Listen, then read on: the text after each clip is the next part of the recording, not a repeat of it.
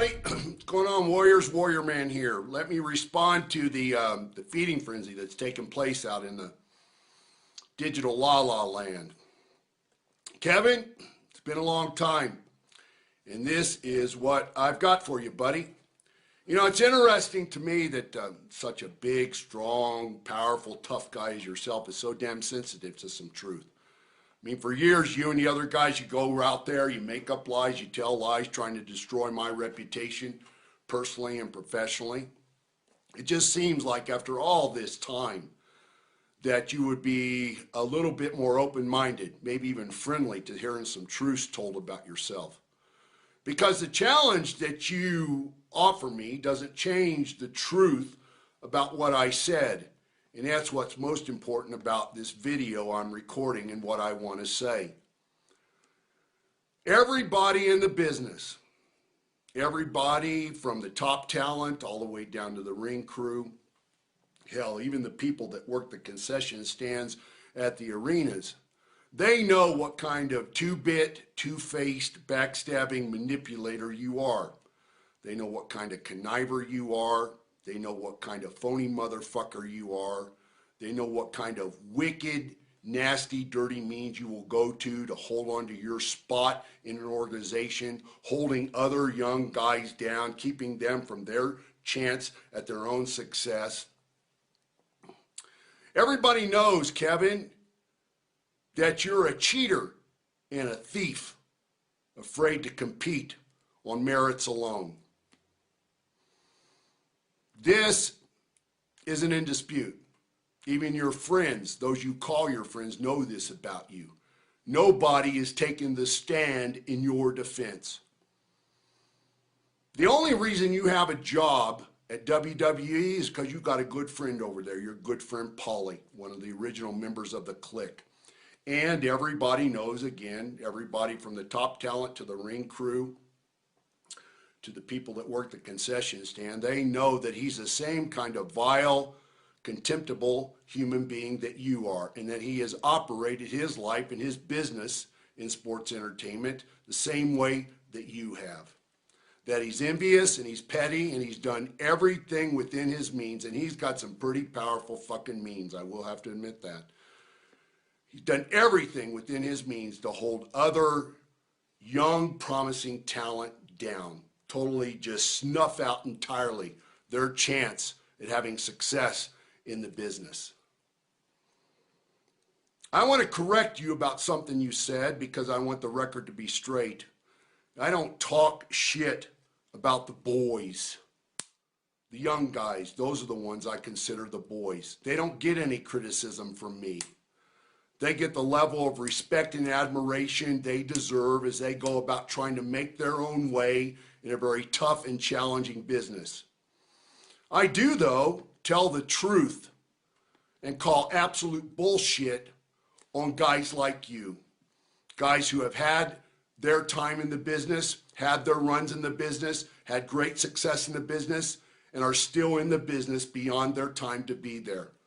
Hogging the limelight, scheming politically to hold their spot, devouring a huge chunk of the talent budget, and thereby robbing the boys, the young guys, their chance at succeeding in the business on their own, in their own right, by their own merits. And I stand by what I said before. Let me personalize it for you. Pack your fucking gear bag, Kevin. Do the right thing and take your ass home. Now, I went back through the videos I've done over the last few years, a lot of them, not all of them, and I looked at the commentaries, some of them the commentaries I posted and the comments I made, and I didn't find any place where I ever said I had a dream to be an MMA fighter, or that I was training to be an MMA fighter, or that I trained in the style as MMA fighters do. So that part of your challenge is a little odd and confusing, considering that, you know, because I'm into exercise and fitness for all these years and in a hardcore way, that I am totally aware of the long-term, intense, and disciplined training that goes into preparing for something like that.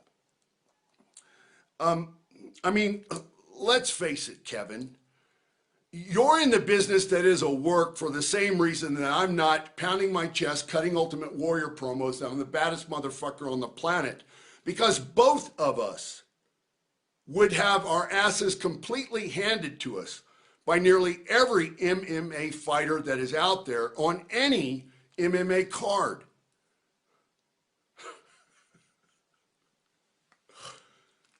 Now, if you're serious that you want to play by MMA rules, I got to ask myself why it is that you're waiting around and you're not doing that.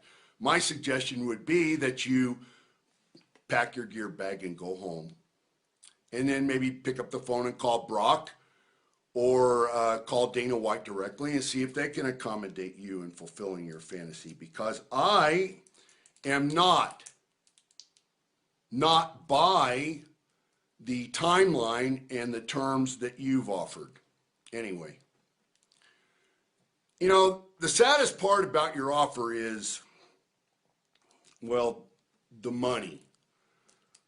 I know that that's not a revelation to anybody because I have a reputation for always being on top of my money or paying particular attention to money side of things. And, you know, there are a lot of mischaracterizations out there about me that will never be cured. But there is one that doesn't exist, and it is that I learned my money business well, and I practice it even better. In fact, you did an interview some time ago where you were complimenting me about that and saying nearly the exact same thing that I'm saying now. So I just wonder how you came up with the silly ass idea that I would ever be interested in going back to any kind of ring for the chump change that you've offered. Or, if I'm understanding this thing correctly, or that I would put my own money up sort of as an entry fee to participate in an event where only other people are going to profit. And I'm pretty goddamn sure that those other people can't be trusted to begin with. I think the thing to do, based on what you've actually offered, is that you should keep your money because you need it worse than I do. But if you want to set a date several months into the future so that I can employ the intense and disciplined training that I'm known for, that I use to succeed in the business at a higher level than any of you guys, and you have some investors who want to put some big money up, and let me be clear about that right now so people don't think that I'm leading them on. Let me just say that adding 1 0 to the figure that you've offered isn't going to buy my interest. If you have investors that can come up with big money to get my interest, I will happily oblige you in your challenge. Happily. One other condition of the deal would be that the negotiations are open to the public, so they can see exactly what takes place. If that doesn't work for you, then my advice is this. It's best that you keep your distance from me. Because if you touch me, different than you may fantasize about, you're not going to enjoy the outcome or consequences. And because you have to work at the job you have, neither are you going to be able to afford them. If you decide not to heed that advice, then you should come prepared to kill me, Kevin, because I will never, ever, never, ever apologize to you or any man for simply speaking the truth. So there you go, Kevin. I have assisted you in being relevant for the last 48 hours. You're going to have to go it on your own from here on out. In fact, this is the last time I'm ever going to defend myself or defend the better man that I have become in my life to anybody in the business. Anybody in the business today or anybody in the business that I worked with before. None of you are worth it. And I'm done doing it. Now, if you'll excuse me, I have a very real and a very wonderful life to get back to.